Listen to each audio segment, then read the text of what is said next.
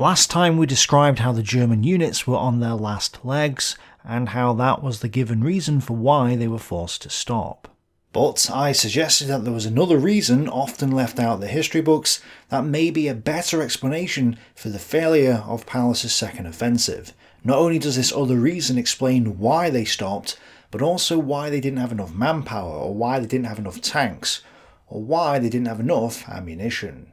The battle in Stalingrad is currently taking place in conditions of shortage of ammunition. In 51st Army Corps, 2nd Werfer Regiment can no longer take part in the assault on the city due to this shortage. Arrival of small loads of ammunition is possible in the next 6 to 12 days. Also, there are few shells left for light and especially heavy howitzers, which are very actively spent in city battles and on the northern front. There are not enough shells for assault guns, long barrels, which is especially important given the composition of 50% of the army's assault guns. The next day, the chief of the operational department of the army draws attention to the fact that the offensive in Stalingrad planned for the 25th of September may not take place unless the situation with ammunition, especially regarding heavy mortars, is improved. And a few days later, we could no longer shoot with the machine gun because ammunition was too scarce. Whoever had a dangerous target was allowed to draw a cartridge out of the machine gun belt and fire with the rifle. Every shot must count. Talking about their artillery, our barrels were fairly worn out and ammunition was inadequate. Bergstrom, Kershaw and Ziemke all note that ammunition supply was in a critical position by late September. Although there do appear to be exceptions. For the attack on the 24th of September, the 71st Infantry Division had been accompanied by a battery of anti-aircraft artillery guns.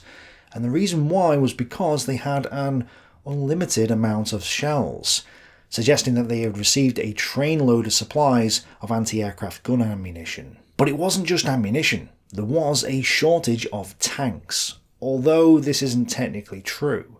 The 24th Panzer Division actually had enough panzers. The problem wasn't that they needed more tanks, it was that loads of the tanks they had were non-operational. On the 10th of October 1942, the division had a total of 36 operational panzers, had lost a total of 35 panzers in combat, and had an additional 110 repairable panzers that were just sat around in the workshops waiting to be repaired. Yes, 110. They actually had 63 Panzer IIIs lying about that could have worked if they had been repaired, but they couldn't repair them because there was a shortage of spare parts. So they didn't need more tanks, they just needed more spare parts. And it wasn't just tanks. 8th Flieger Corps had suffered a small daily attrition rate made worse by what Bergstrom describes as the inadequate supply of spare parts. Hayward says the same thing about Luftflotte 4. There was a quicker than expected consumption of reserve stocks of spare parts and equipment, supply difficulties and attrition rates. When Blau began, the fleet possessed approximately 1,600 aircraft, of which over 1,150 were operational. After 11 weeks of non-stop operations with insufficient replacement aircraft and spare parts arriving at forward airfields, it now possessed about 950 planes, a mere 550 of them operational. That is, the fleet's total strength had decreased by 40% and its operational rate by 14% from 71 to 57. And just to make this clear, even though there were less aircraft to service, they had less aircraft operational. So losses alone don't explain the drop in operational aircraft. If most of the 950 aircraft were still operational, then that would suggest that combat losses alone were the factor. But because many of them were not in working order, that points to a lack of replacement parts and thus supply issues, which is backed up by other accounts. In addition, there's a quote from Yurikovs' memoirs that is quite intriguing. The Luftwaffe kept up a constant, concentrated air attack on our troops, on the ferries, and on the Army HQ command post. The German aeroplanes dropped not only bombs, but also pieces of metal, ploughs, tractor wheels, harrows, and empty metal casks, which whistled about the heads of our troops. Why would they drop various bits of metal? Why not bombs? Is it because they didn't have enough bombs to drop, so they were making do with what they had available?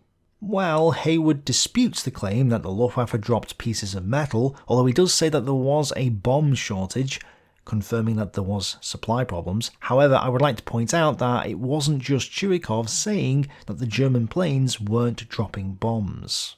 The German planes dropped burning fuel. All of Mamayev Kurgan was enveloped with fire, the ground was on fire, and everywhere dead bodies were burning too.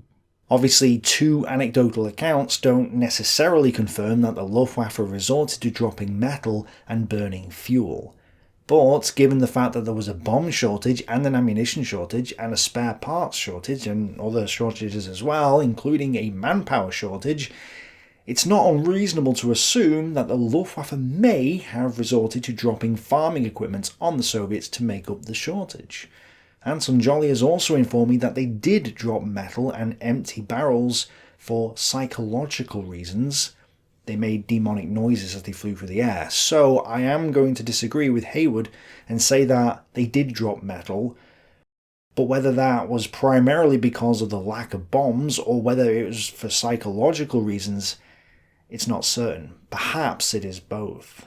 I've been over the manpower shortage in episode 24 of this series, so I'm not going to labour over that again, but as a reminder, Army Group B, the one on the Don which 6th Army was a part of, had taken a total of 123,430 casualties in the months of July, August and September 1942.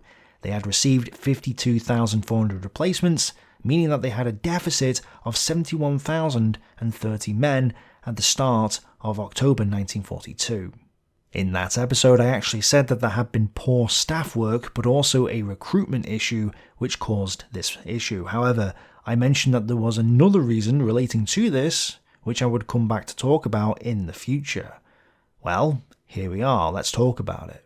And to explain all this, I need to point out that there was actually a food shortage for the 6th Army which actually started before they reached the city, as I mentioned back in episode 7. We had shortcomings of all sorts, and our rations were halved too. We got orders to live off the land, but there was barely any agriculture between the Don and the Volga. If we came across a kolkhoz, a collective farm, there was nothing to be found, it was emptied. We couldn't live off the land, but we had been a horse-drawn unit. Slowly but steadily, we would eat our horses, long before we would even reach Stalingrad. Motorised units had it worse, their cooking pots stayed empty. Hall's account, an infantryman in Stalingrad, also gives the impression that his units sometimes fought on empty stomachs filled with nothing but coffee, or that they were only eating one meal a day. What have you cooked today? Pea soup. Then let's have some.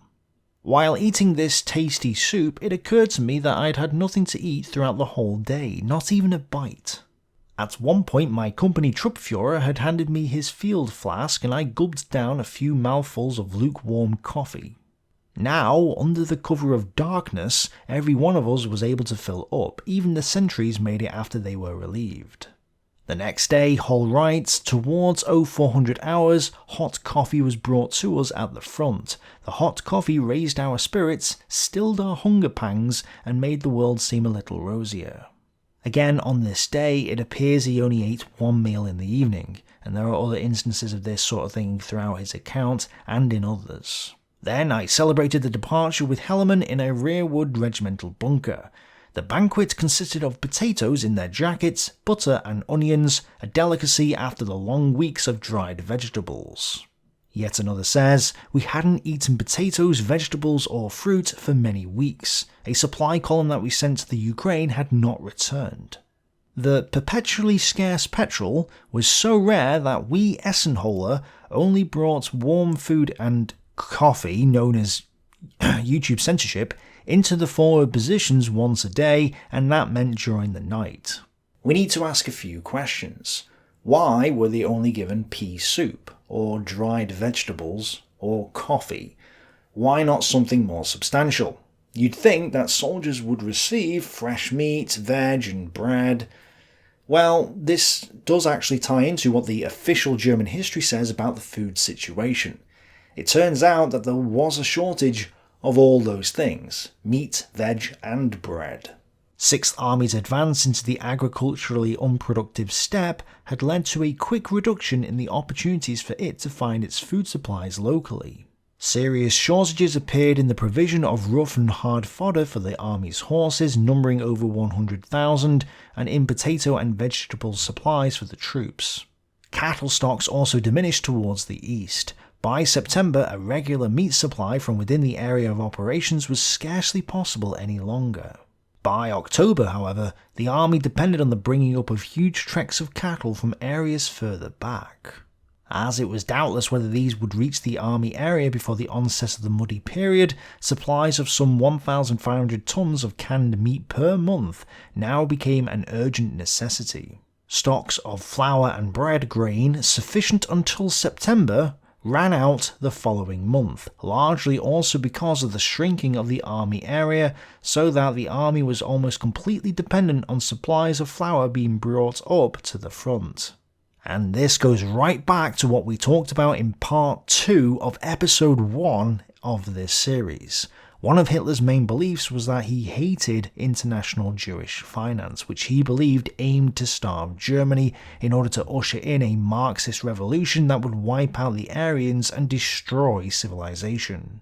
To stop this, Hitler would make Germany self-sufficient in resources by conquering the lands of the East, enslaving the people there, and then he would extract the food and oil that the industrial German heartland needed to prosper. But until this happened, Germany would suffer a food shortage. There was also an oil crisis, which caused a logistical crisis, which meant that the German army in the east would be forced to live off the land. The problem is that the steppe around Stalingrad doesn't have enough food to feed the 6th Army. Part of this might be because the Red Army had attempted to scorch the earth as it retreated, even going so far as to pour petrol on grain supplies, or it could just be because the steppe itself wasn't abundant with food sources. Either way, the 6th Army couldn't get enough food locally, and therefore had to get it from Germany, which is a problem in itself because their supply lines stretched right back to Berlin. The supply lines extended and we were undersupplied. Consequently, the hunger started long before we even reached Stalingrad in the Don Steppe. The German official history describes how the demand for food from the Reich placed an impossible burden on the 3 single-track railway lines that supplied the 3 armies in the area: 3rd Romanian 6th Army and 4th Panzer Army. Just to note, the 6th Army only had 1 railway line, which had only been converted to the German gauge as far as Chur station. Coupled with Soviet partisans and a shortage of coal, there was a tailback of several hundred trains, which had formed by the beginning of October in the rear area over a distance of some 2,000 kilometers to the German frontier. Drastic measures over the next few weeks succeeded only partially in reducing that backlog. Thus, in October, the 6th Army, despite its priority, was receiving on average only 4.5 trainloads a day instead of the planned 8 to 10. The 6th Army's quartermaster reacted by trying to improve the logistical situation in any way he could. In fact, there was a bottleneck at the Don, where supplies had to be offloaded from the trains and shipped to the front on trucks and carts, causing complications and delays. On the 30th of September, the 6th Army's diary records, "The army suggests that the army group first of all restore the damaged railway bridge across the Don at Rechovsky, for which it is necessary to send the necessary equipment to the railway sappers. The army asks to restore this bridge in a double-track form, as it will be necessary for the efficient supply of the army in winter." But, as the German official history notes, conveyance of goods across the Don at Yurikovs was possible only by a makeshift bridge. Construction of a solid railway bridge had to be put off because transportation of the structural parts, approximately 70 trainloads, would have been possible only at the expense of 6th Army's indispensable supply trains. And it wasn't just railway issues. The wear and tear on 6th Army's motor vehicles meant that they needed spare parts, but because the 6th Army prioritised things like food and ammunition, the spare parts were few and far between, resulting in a deterioration of the lorries needed to shift supplies to the front.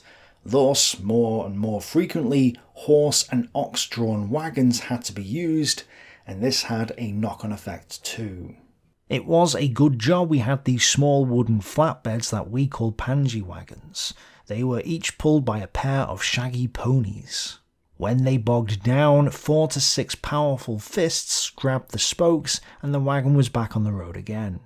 How difficult it had been in such instances for our company battle wagon pulled by horses. They were perfect in Central and Western Europe with their good road network, but here in extreme Eastern Europe they were not at all suitable. The condition of our well-nourished horses was noticeably deteriorating because we were not always able to give them the fodder they needed to remain strong. It was a different matter with the small pangy ponies. They were undemanding, yet continued to perform well. We didn't have much trouble procuring fodder for them. In addition, the little comrades required less of it. The German official history confirms Hull's account by saying that by mid-October, 6th Army's horses were in a dire shape and that some divisions had already begun to slaughter the horses for food. Yes, they were slaughtering the horses in October, well before the 6th Army was surrounded.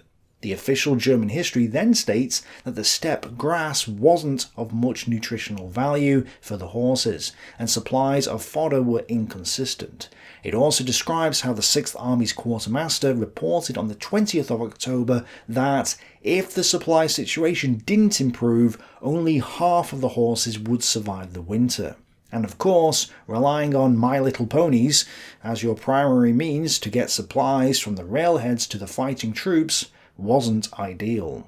Considerable quantities of supplies were sometimes left lying uncollected at the railways, while a few hundred kilometres away the fighting fronts were short of the most indispensable items. Except for the cattle treks, which ensured fresh meat reserves until about the middle of December, there was no question, well into November, of any significant stocking up of foodstuffs for the winter. On the contrary, and this I think is the crucial point here, incoming supplies of potatoes and vegetables, fat, sugar and spreads for bread often failed to meet day-to-day requirements, so that several modest attempts to build up stocks had to be abandoned even before the onset of winter. Yes, that's right, the 6th Army couldn't build up a reserve of supplies even before the winter. In fact, they were already in a deficit, with their men already on a restrictive diet. Beginning in October, the growing discrepancy between physical demands and nutritional shortfalls resulted in a perceptible deterioration in the strength of the fighting forces. Serious consideration was given to the idea of suspending the attack on the northern part of Stalingrad because, even at the expense of supplies of ammunition and fuel, the troops must first of all be provided with food. All of this explains why there was shortages of everything. The lack of local food caused a shortage which could only be fulfilled by shipments of food from Germany, but this ate into the available capacity of the overburdened and overstretched railways, which were badly organised anyway. The result was that the 6th Army was barely receiving enough food or ammunition or other supplies. In October, instead of the authorised quota of 850 cubic metres of ammunition, the army had received an average daily amount of only 456 cubic metres. Further severe restrictions were announced for November. In order to ensure at least the most necessary operations, consumption by other users had to be cut back to such an extent that repair services, convoys and other supply facilities were largely paralysed. Worse, supplies of ammunition and fuel had long been insufficient to cover day-to-day needs. Any long-term stocking up was therefore out of the question. Fritz confirms this. Already in October, i.e. before the onset of winter, the 6th Army was on average receiving less than half its required daily trainloads of supplies. The dire logistical situation explains why large quantities of panzers were sitting in repair shops at this point. It explains why there was shortages of ammunition, why the Luftwaffe may have been dropping ploughs and other metal equipment, and why the men weren't receiving enough food. It also helps explain why the 6th Army had a manpower crisis. If you don't have enough food and ammunition for the men you already have, adding more men will only exacerbate the problem. So it would make sense to not send the 6th Army additional manpower, and instead tell them to transfer soldiers and officers from the non-essential rear services units to the front line. An instruction was sent to all corps. The current situation requires sending the maximum number of personnel to the active forces. In connection with this, the corps staff services need to reduce all non-indispensable posts. The Führer issued an order according to which it is permitted to effect as many prisoners of war as possible to auxiliary posts, drivers, assistant drivers in convoys, auxiliary workers, technical repair and labour personnel in the supply and construction divisions.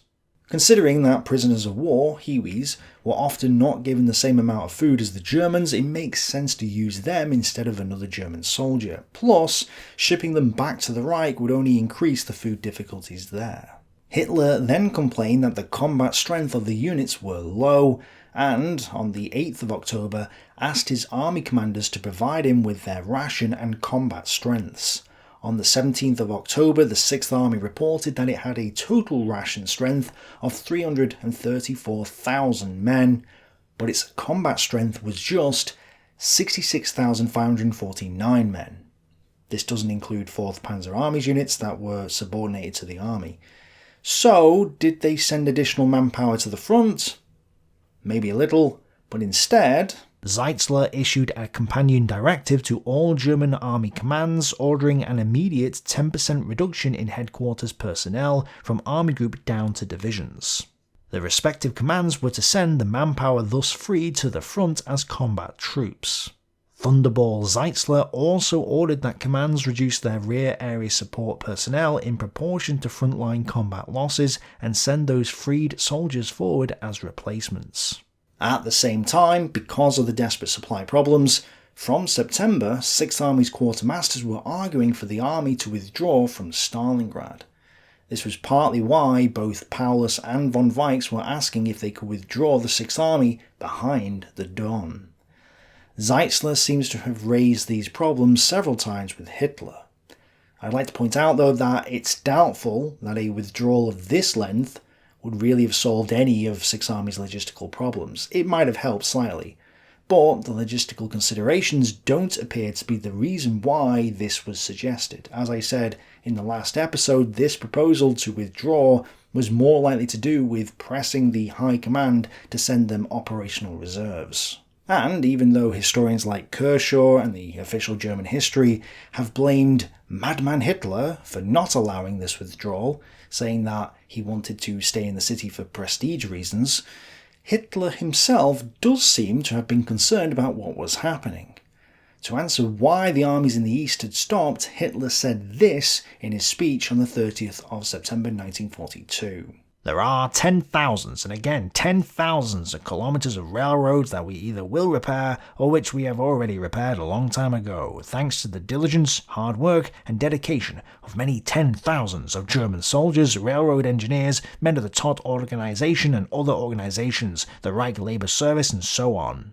The huge traffic network, which today runs on German gauges for the most part, was completely destroyed. Not hundreds but thousands of bridges had to be newly built, craters or mines had to be eliminated, crossings had to be newly set up. All this was accomplished in a few months and will be finished in a few weeks. Now, my party comrades, you will understand one thing. When people on our enemy's side say, "Why did they stop all of a sudden?"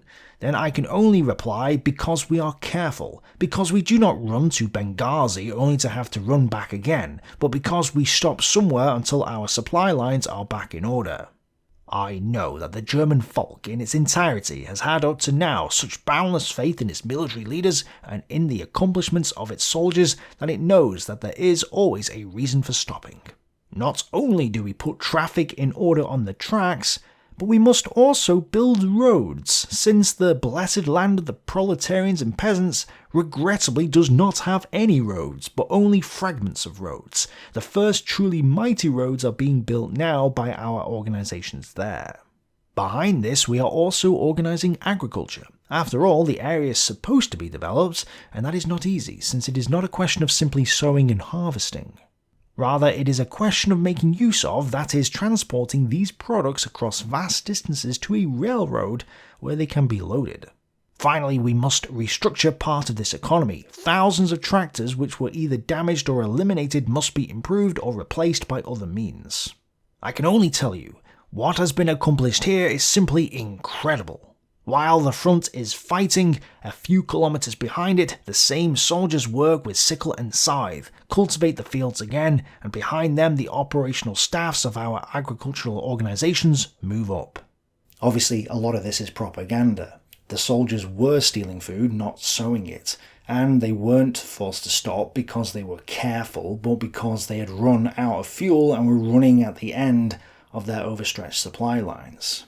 Yet, as tempting as it is to blame Madman Hitler for all of this, and for not allowing a withdrawal from Stalingrad, let's think about this for a moment. Halder had said that the Battle of Stalingrad would be over in 10 days. It was well over 10 days since then, but they had little more than half the city in their hands. Thousands of German soldiers had perished in the city already, and Soviet forces were on their last legs prior to the recent reinforcements. The Germans had cut off the Volga, and they dominated the skies. Okay, they did have logistical problems, but they didn't have the benefit of hindsight. We know what's coming. We know what will happen in mid-November. But nobody at the time did. Everything that they had fought for so far, if they abandoned the city, would simply be abandoned to the enemy, who wasn't actually taking it from them by force. The Germans would be handing the captured portions of the city back to them without a fight. Is this really an option? Are we really to take seriously the suggestion that the Germans should have just abandoned the city right now? Looking at it from a purely military point of view, it doesn't make sense. Now that they've taken half the city, they may as well keep going. If they were worried about not taking the city in time before winter, or before their logistics broke down, then they shouldn't have entered the city in the first place. But they had entered the city thanks to Halder, and so now they were committed. Therefore, blaming Madman Hitler alone for this isn't sufficient. Yes, he takes full responsibility for what happened, but the German generals are equally as guilty. And it's only with the benefit of hindsight that we can say it was a bad idea to stay in the city. It wasn't so obvious at the time. Regardless of who is to blame though, the main takeaway here is that the history books all point to a lack of manpower in Paulus' 6th Army and say that that's the reason why his second offensive inside Stalingrad failed. But the Manpower Crisis itself was but one of the symptoms of a much bigger logistical crisis that was having significant effects even on the troops themselves, who were weakened through hunger. You can't send men to the front if you can't give them the food and ammunition they need to fight. So I would argue that it wasn't just the Manpower Crisis that caused Paulus' second offensive to stall, but it was the wider logistical crisis and of course Soviet resistance. The Germans actually had enough manpower, tanks, spare parts and other things, apart from fuel, but they couldn't send it all to the front, weakening their forces in the face of the stubborn Red Army defenders. And this goes right back to things like the planning for Fall Blau, or even Barbarossa, as well as the fuel crisis, the inefficiency and neglect of the Reichsbahn, National Socialism's autarky and economic policies, the inability to make economic calculations without free market prices, and Adolf Hitler's entire Weltanschauung worldview, as he outlined in Mein Kampf and his unpublished second book, plus his speeches and table talks and so forth. The reason why the 24th Panzer Division had 110 non-operational panzers, or a lack of manpower, or a lack of ammunition, and the reason why the Luftwaffe bombers they were calling in as support were supposedly dropping plows and other farming equipment, lies in the politics and economics. Historians have neglected the political and economic side of the war for too long, so stop ignoring it, and stick to banks. On the 5th of October 1942, all was quiet on the Stalingrad front. Sort of. Zhukov's second Kotlebane offensive had withered and died, and Paulus' second offensive inside the city of Stalingrad had also spluttered to a halt. Shumilov called off his attacks in order to regroup, although the fighting continued south of the city between the 4th Panzer Army and the Soviet 51st and 57th Armies.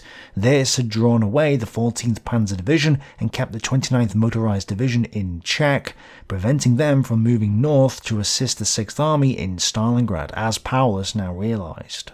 Without reinforcements, the army is not going to take Stalingrad very soon. The danger exists, were the Russians to make fairly strong counterattacks, our front might not hold, because there are no reserves behind it. The idea of a strong Soviet counterattack was a possibility, because, unlike Paulus, Yurikov was still receiving reinforcements. In addition to the remainder of 37th Guards Rifle Division which now crossed the Volga, Yeremenko ordered Beley's 84th Tank Brigade into the city overnight on the 4th to 5th of October. Beley had more tanks than the whole of the 24th Panzer Division, but unfortunately there weren't enough boats to get them all across, so only 20 T-70s had actually arrived by the morning. Stalin also feared that the Germans were aiming to cross the Volga and encircle the 62nd Army, warning Yeremenko about this possibility. That was why the 45th Rifle Division was also moved to the islands on the Volga to the south of the city, rather than into the city itself. Yeremenko also ordered Churikov to counterattack, which was silly because his forces were in no position to do that, mainly because they, just like the Germans, had no ammunition. In fact, as a result of the exploding oil tanks, Churikov had basically lost communication with his troops and spent this night moving his headquarters under mortar fire from the oil tanks region to the north, nearer to the tractor factory. So he didn't have the time nor the capability to prepare for a counterattack, but Yeremenko was compelled to order it anyway because Stalin was reviewing Yeremenko's performance. The enemy intends to take your crossings, encircle 62nd Army and take it captive. In order to avert this danger, you must press the enemy back from the Volga. To do so, it is necessary to convert every building and every street in Stalingrad into a fortress. Unfortunately, you have not succeeded in doing this and are still continuing to give up block after block to the enemy. This testifies to your poor performance. You have more forces in the Stalingrad region than the enemy, and in spite of this, the enemy is continuing to press you. I am dissatisfied with your performance in the Stalingrad front, and I demand you undertake every measure for the defense of Stalingrad. And while most of the units of Zylis's corps had come to a halt, Paulus still wanted to destroy the Orlovka pockets and have 389th Infantry Division catch up to the 24th Panzer Division's spear point. So, under a hail of Stukas, Yenika's men advanced about 400 meters before Zolodev's regiments, plus support from the 20 T-70s of Beley's 84th Tank Brigade and other units, brought them to a halt. Small-scale attacks continued in other sectors, but all were repulsed. A unit of Nebelwerfers were also set up behind Lenski's division to offer help to them, as well as the 276th Infantry Regiment. And the Soviets countered with their own artillery, which fired from across the Volga, aiming at German concentrations with more than 300 guns and heavy mortars plus Katyushas. The barrage lasted for 40 minutes and helped stall the German assaults. It was during this early October period that a communications officer from the 284th Rifle Division began to take a toll on the Germans ahead of him. Alexander Kalentiev's commander had given him permission to go to the front line to hunt down the enemy, which he did, killing 10 Germans in 2 days, including an officer. Although the myth would develop that Vasily Zaitsev was the one who started the sniper movement in Stalingrad, it was actually Alexander Kalentiev who began it in early October and would soon go on to teach Zaitsev the tricks of the trade. It's also worth noting that this was a spontaneous movement, not one created by the centre. It emerged out of the individual man's desire to take revenge on the Germans, and after Kalentiev's initial kills, he inspired others to take up the call, with the Germans acknowledging the results. Russian snipers hit anyone who shows himself carelessly from behind shelter. A few days earlier, on the 3rd of October 1942, An army economic officer reported to the German High Command saying that most of the remaining civilians were women and children, and that many of whom were living in cellars or caves in the ground. Thus, starting on the 5th, the German field police began to round up those remaining civilians, with the males being sent to 2 prison camps, Dulag 205 and the Stalingradinsky POW camp, while about 8,000 to 10,000 women and children were gathered each morning and marched to Kalach without food, water or shelter, and from there they were sent off to the Reich or the Ukraine as slave labour. Many had already started feasting on the dying horses that were lying on the roadside, which had already started dying from about September onwards. Jason DeMark notes that the German soldiers of 24th Panzer Division plus another division plundered the civilians in a degrading way, but that steps were taken against those soldiers. Still, Stalingrad civilians were being ill-treated by the Germans, and many would not see their homes again. On the 6th, the 389th Infantry Division didn't advance at all, and instead spent the day reorganising. The Luftwaffe, though, continued to pound the Soviets, with the 339th Regiment being swarmed and having its entire regimental staff wiped out, including both its commander and commissar. 14th Panzer Corps also put pressure on the Olovka pockets and attempted to attack into the tractor factory settlement as well as Spartanovka, but they were blunted by heavy Katyusha fire and stubborn resistance. The 115th Rifle Regiment's 2nd Battalion were wiped out in this action though, leaving its 1st Battalion to struggle on. And with only minor actions in other sectors, Paulus had no choice but to order his army onto the defensive, rubber stamping what had become a reality, that his forces were too weak now to advance. The OKH staff now informed Hitler that the German army was 1,000,000 men below strength, which he was now concerned over. It was probably this, plus the fact that Paulus had come to a halt, that helped persuade Hitler to postpone the planned advance towards Astrakhan and instead declare that Army Group B's key objective was Stalingrad. This would permit the withdrawal of the 14th Panzer Division, allowing it to redeploy to Stalingrad to help Paulus out. In addition, Paulus also informed General Oppenländer that his division would be relieved by the 76th Infantry Division in a few days' time. Oppenländer would then march his 305th Infantry Division into Stalingrad to reinforce the tattered divisions he already had there. Again, in order to get more infantry into Stalingrad, Paulus had to take another division from the Don flank, which was perhaps not a good idea in the long term. On the other side of the wire, the Stavka asked Yeremenko, Rokossovsky and Khrushchev to give their thoughts on the idea of a new counter-offensive. All three of them challenged the old idea of attacking in the Kotlebane region, saying there needed to be a different solution. They suggested that attacks on the flanks would be best, in alignment with their thoughts earlier in September. There was a split between what the generals thought and what Stalin thought. But as this debate was going on, Yeremenko was insisting that Yurikov launch his own counterattack, having received intelligence saying that the Germans would soon resume their offensive on the tractor factory area. By this point, Yurikov had got his communications back in order and agreed to the counterattack, but before he was able to launch it on the 7th, Yenneker launched his own attack, supported by 10 panzers from the 24th Panzer Division and 10 Stugs from the 245th Sturmgeschütz Battalion. Yurikov exaggerated the attack, saying it was a full-scale offensive with 500 panzers, which he later reduced to 80. But that was still too high. There were only 20 if you count the Stugs. Still, 20 armoured vehicles plus infantry were enough to shatter the units in their path, including the fresh 37th Guards Rifle Division, and force them back another 300 metres. The 109th Rifle Regiment and other units with timely Katyusha support managed to stabilise the situation though. To their north, the 267th and 274th Regiments of the 94th Infantry Division also tried to advance, but were stalled by heavy Soviet Katyusha fire. Apparently, according to Yurikov, one of the German battalions in this attack was wiped out by the rocket fire.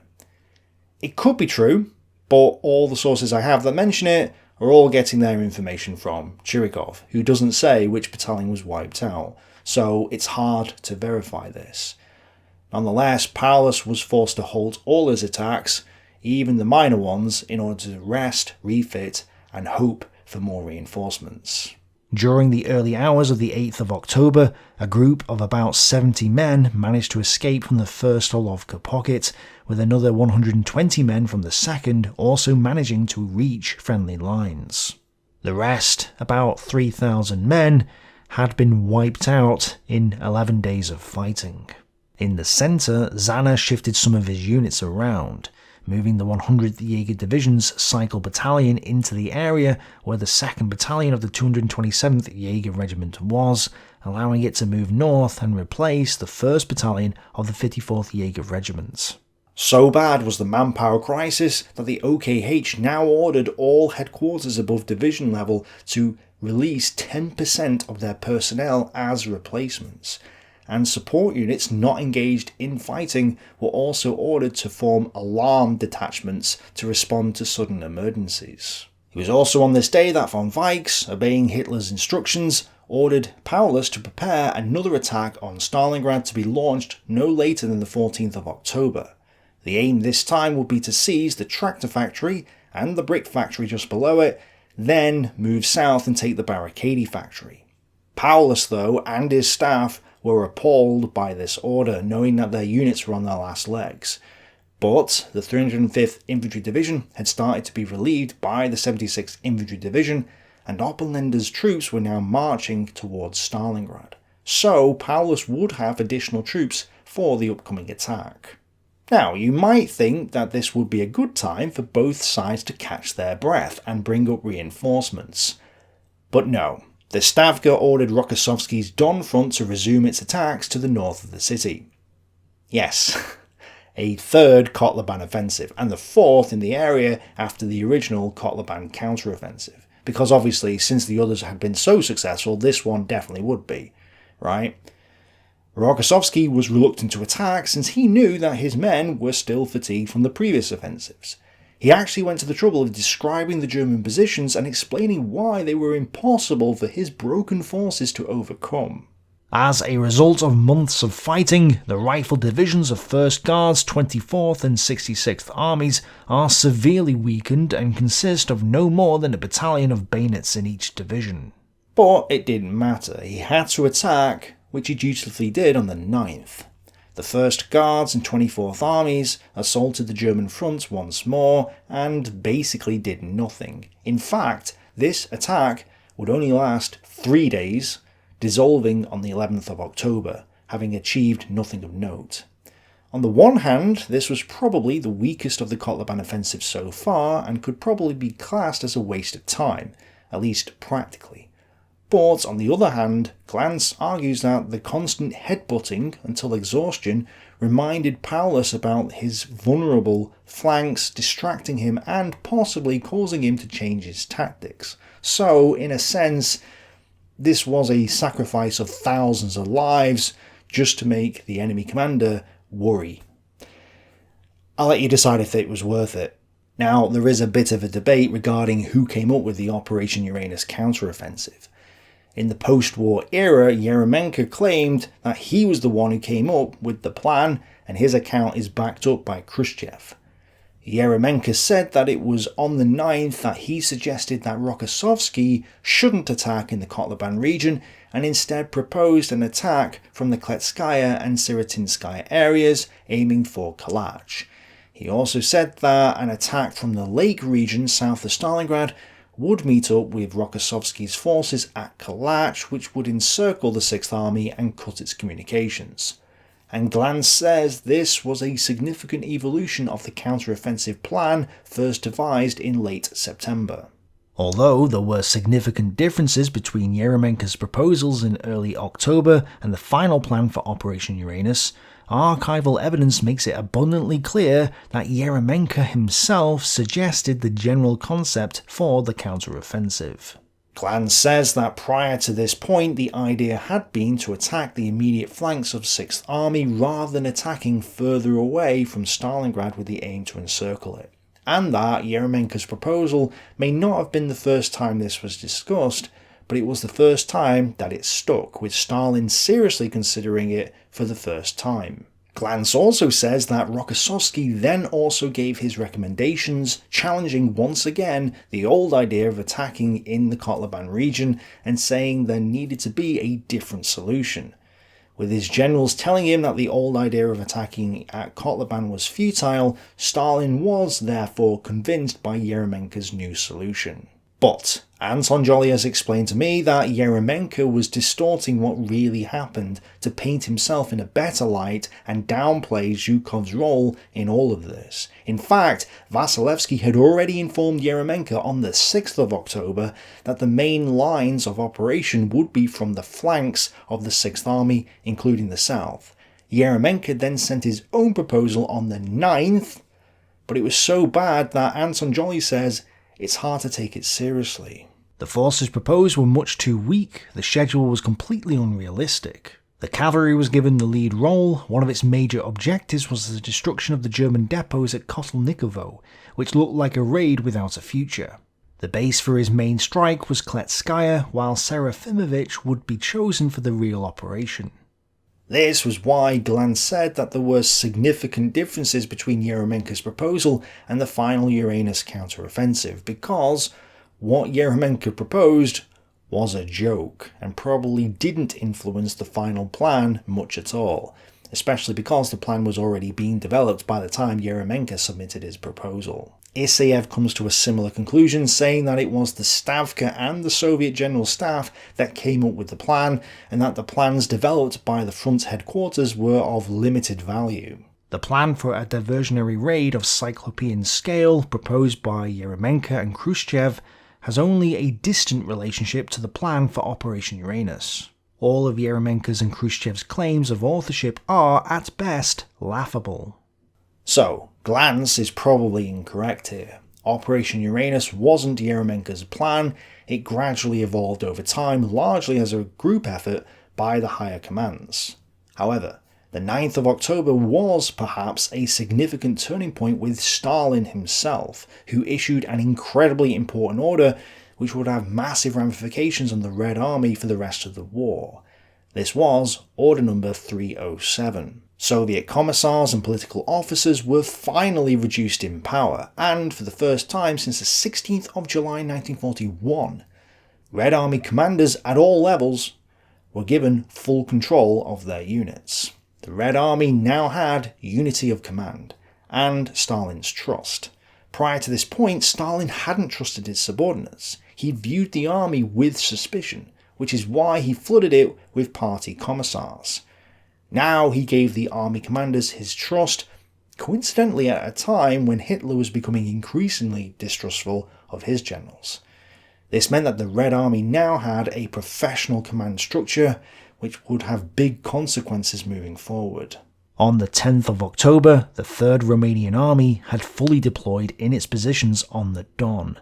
It had 171,256 men at this time, but was short on ammunition, provisions, and the German support needed to push their line up to the river itself. Without that natural anti-tank obstacle, Dumitrescu would be vulnerable to a major tank assault. But Hitler, and presumably von Weichs as well, refused to give him support since they had nothing to spare. Everything had to go to the Stalingrad region, including the 79th Infantry Division, which the Romanians had relieved from the Kletskaya region. This and the 305th Infantry Division were on the march towards Stalingrad to reinforce Paulus and get his next offensive on the go. The officers of 305th Infantry Division received training pamphlets detailing how to fight in urban combat. Jason DeMark makes this striking comment in his book Into Oblivion, which is about the 305th Pioneer Battalion of Oppenlander's Division. It is generally believed that the Germans were hopeless at urban combat and simply blundered into the city in serried ranks. Nothing could be further from the truth. The Wehrmacht was actually adept at fighting in built-up areas, and any recognised shortcomings were swiftly remedied. The men of the Bodensee Division benefited from the experience of other divisions. The previous night, a 4-man commando squad infiltrated the German lines and cut a telephone cable. When 2 Germans came to repair it, they shot one and knocked out the other. When Private Willy Brandt came to, he blabbed and told his interrogators that Paulus was aiming for the factories with the 24th Panzer and 94th Infantry Divisions. Brandt was then allowed to leave and go back to his unit. Yurikov, though, received that information, now understood that the tractor factory and the barricade factories were the aim of Paulus's next attack, and decided to mount local attacks and prepare his defences. On the 11th, the Soviets managed to gain ground on the northern wing of the Croatian battalion, but a swift counterattack sent the Soviets back. Further north, the 84th Tank Brigade, with infantry on top of the tanks, attempted to strike at the Germans. According to Anthony Beaver, when one of the T-34s got mired in a shell hole, a drunk infantry commander flew into a rage, jumped down off the tank, opened the hatch at the front, and fired 2 shots, killing the driver. Despite this enthusiasm though, the lines didn't budge. But one significant change did occur. Hellermann was transferred back to Germany, with Oberst von Bülow taking charge of the 26th Panzergrenadier Regiment. And Edelsheim was also informed that he would be transferred back to Germany soon as well, although continued to command his Kampfgruppe for now. Further south, a storm group of 35 riflemen from the 34th Guards Rifle Regiment tried to storm the railway workers' buildings and even managed to get inside them. However, after both sides lobbed grenades at each other, German fire from the L-shaped house compelled them to withdraw. This would be the first of many attempts by the Soviet storm groups to retake the houses of railway workers, and probably one of the more successful attempts as well. Despite his own hesitation, under orders from Yeremenko, Yurikov launched another counterattack on the 12th of October. He does note though that his army had been put on short supplies, which made Yurikov realise that a major counter-offensive was being prepared nearby, so he knew that his attacks in the city, as desperate and as futile as they might seem, were necessary to distract the enemy during this time. This was the first hint that a major counterattack was in preparation. Stalingrad, he suddenly realised with mixed emotions, now represented the bait in an enormous trap. Thus, the 114th Regiment of 37th Guards Rifle Division, supported by the 90th Regiment of 95th Rifle Division, attacked, aiming to retake the stadium area. They took a little ground, but ultimately failed in their objective. A similar attack went in against Group Pavichich, but was thwarted by Nebelwerfer barrages. The only other significant event this day was the fact that the 305th Infantry Division was arriving in Stalingrad and began to take up positions just to the north of the 24th Panzer Division. It was on the 13th of October that Zhukov and Vasilevsky submitted their first draft for Operation Uranus to Stalin, and during this time preparations for the counter-offensive had begun, with the Soviets starting to pull units from the other sectors. Stalin, though, was worried about what was happening in Stalingrad and was still frustrated with Yeremenko. He ordered the front commander to go in person to Yurikov's headquarters to find out exactly what his position was and what he needed in order to hold on to the city.